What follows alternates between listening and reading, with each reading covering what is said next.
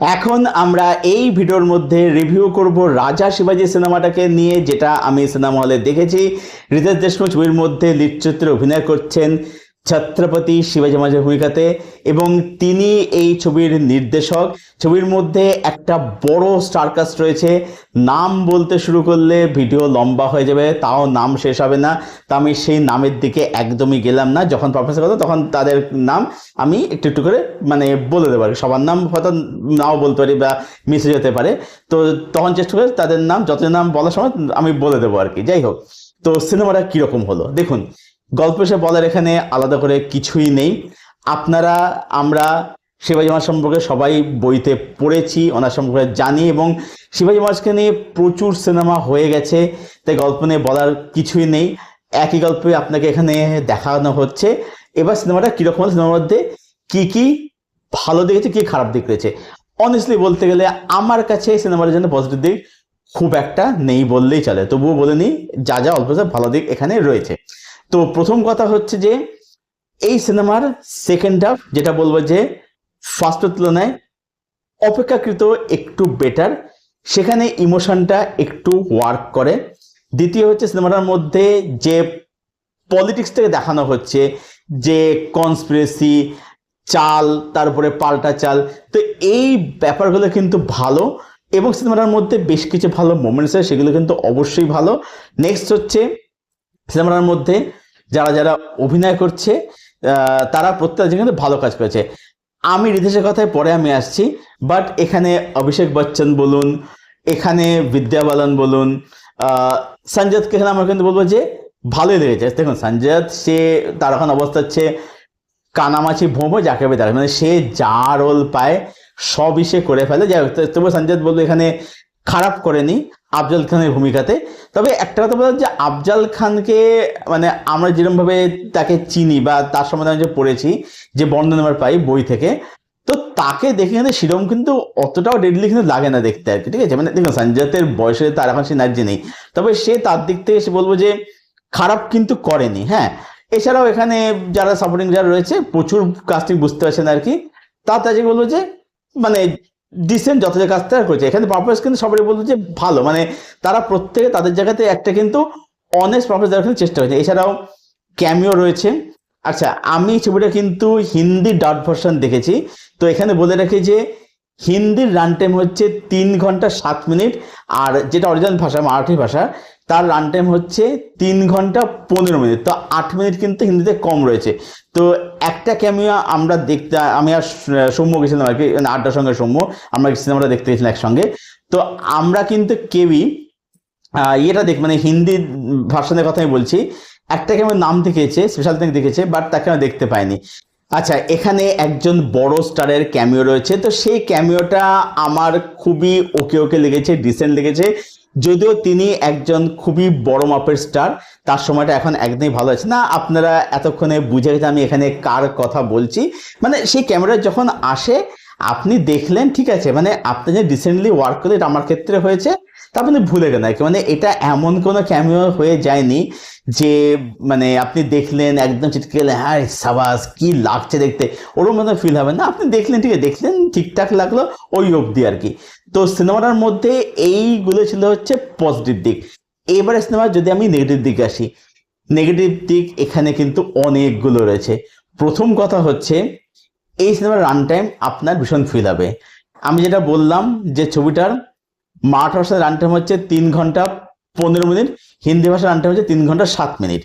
এবারে run time feel হচ্ছে কেন, তার কারণ হচ্ছে ছবিটার মধ্যে ইমোশন ওভারঅল লেভেলে ওয়ার্ক একদমই করে না।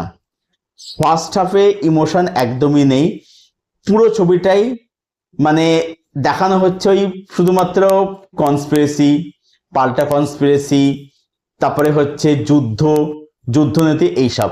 মানে এখানে কোনো ক্যারেক্টারকে হিউম্যান হিসেবে ট্রিট একদমই করা হয়নি। মানে একটা ছবির মধ্যে একটা বেসিক লেভেলের ড্রামা বা নুয়ান্স থাকবে, বা একটা ক্যারেক্টার কি ভাবছে, বা একটা কোনো কনভার্সেশন সিন সেগুলোতে রাখবে, সেরকম কিচ্ছু এখানে নেই।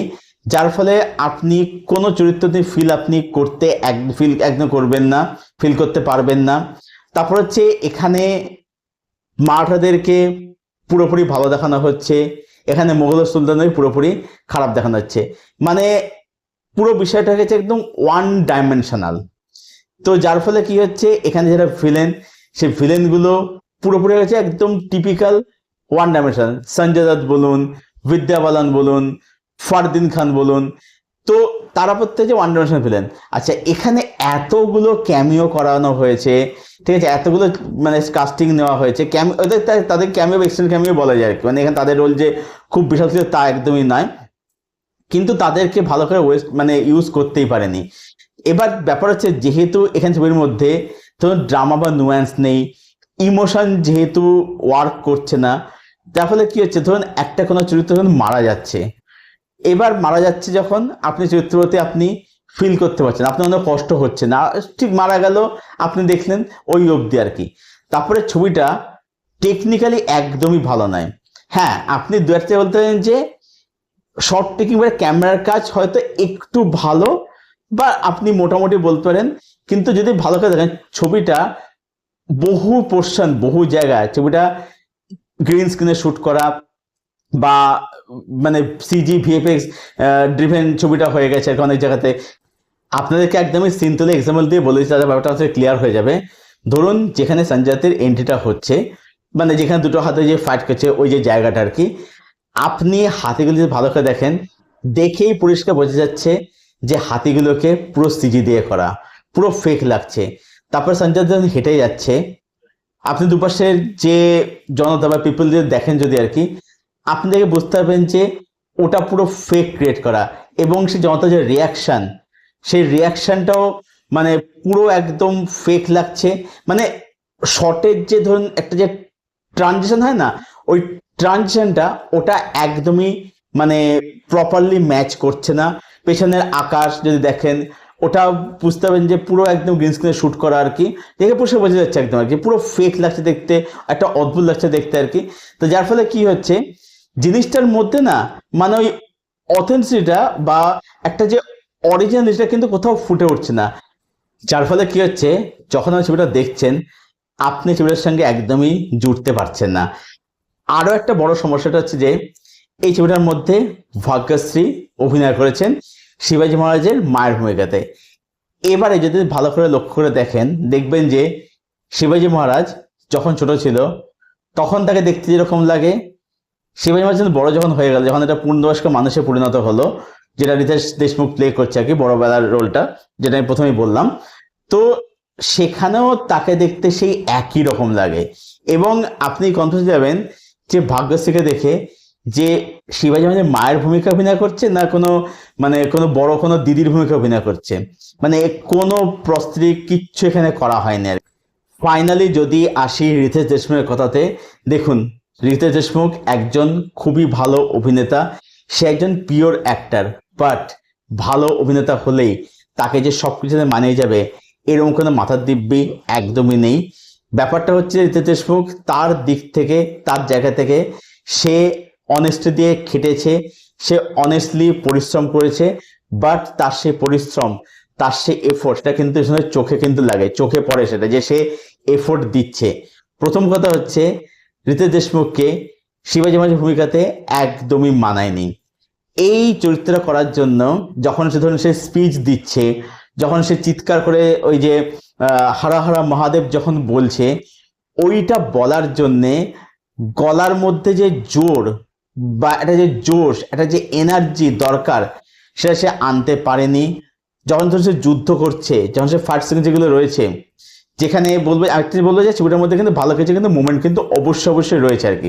তো যখন সে মোমেন্ট কিন্তু আসছে, যখন যুদ্ধ সিনগুলো যখন আসছে, তখন সেই জায়গাতে যে প্রেজেন্স দরকার সেই প্রেজেন্স সে আনতে পারেনি।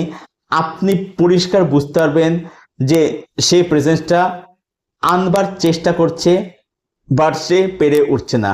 এবার ব্যাপারটা হচ্ছে যে যখন একটা সিনেমার মধ্যে লিড চরিত্রকে যখন মানাচ্ছে না, যখন আপনি চরিত্রের সাথে জুড়তে পারছেন না, বা ইভেন লিড ক্যারেক্টার যখন জুড়তে যখন পারছেন না, ছবির মধ্যে কোনো ড্রামা নুয়ান্স নেই, বা সেটা থাকলেও খুবই সার্ভিস লেভেলে রয়েছে, তখন সেই ছবিটা কখনো কিন্তু একটা ভালো ছবি কিন্তু বলা যায় না।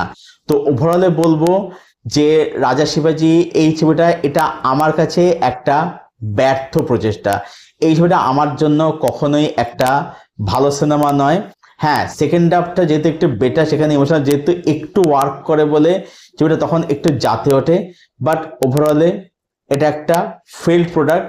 হ্যাঁ, রিতেশ দেশমুখ অবশ্যই চেষ্টা করেছে, বাট চেষ্টাটা সফল একদমই হয়নি। কারণ দেখুন, একটা ছবির মধ্যে যদি ড্রামা ইমোশন দিয়ে ওয়ার্ক যদি না করে, যদি আপনি লিটারেচার যুক্ত হয় যেখানে লিটারেচারকে মানাচ্ছে না, বা ইভেন এখানে জেনারেল পারপাস কিন্তু খুবই মানে অ্যাভারেজ, খুবই মানে প্রিটি বেসিক একটা পারপাস জেনারেলি এখানে ডেলিভার করেছে আর কি। তো যখন আপনি সেই জায়গায় জুড়তে পারছেন না, লিড পেয়ারের সঙ্গে জুড়তে পারছেন না, অন্য ক্যারেক্টার সঙ্গে জুড়তে পারছেন না, যেখানে ড্রামা নোয়ান্স একদমই ওয়ার্ক করছে না, ঠিক আছে, তো সেই ছবি কখনোই ভালো ছবি একদিনই বলা যায় না। ছবিটা আমার ভালো ছবি একদিন না, এটা একটা ফেল্ড অ্যাটেম্প, এটা ব্যর্থ প্রচেষ্টা। সব মিলিয়ে আমি এই ফিল্মটাকে রেট করলাম 5/10। এটাই ছিল আমার রিভিউ রাজা শিবাজি ছবিটাকে কেন্দ্র করে। যা ছবিটা দেখবেন বলে মনে করছেন, আপনার আসলে ছবিটা আপনি একবার দেখে আসতেই পারেন এবং দেখে জানাবেন ছবিটা আপনাদের কিরকম লাগলো। আর ছবিটা যাতে দেখা হয়ে গেছে আর দেখে ফেলেছেন, আপনাদের কি ওপিনিয়ন সেটা অবশ্যই জানান কমেন্ট করে। আপনার কমেন্টের উত্তর আমি অবশ্যই দেব। আর এই ভিডিওটা ভালো লেগে থাকলে ভিডিওটাকে অবশ্যই লাইক করবেন, চ্যানেলটাকে সাবস্ক্রাইব করবেন। চলুন ভিডিও এখানেই শেষ করে দেখা হচ্ছে আপনাদের পরবর্তী video. Till then stay best, keep watching good content.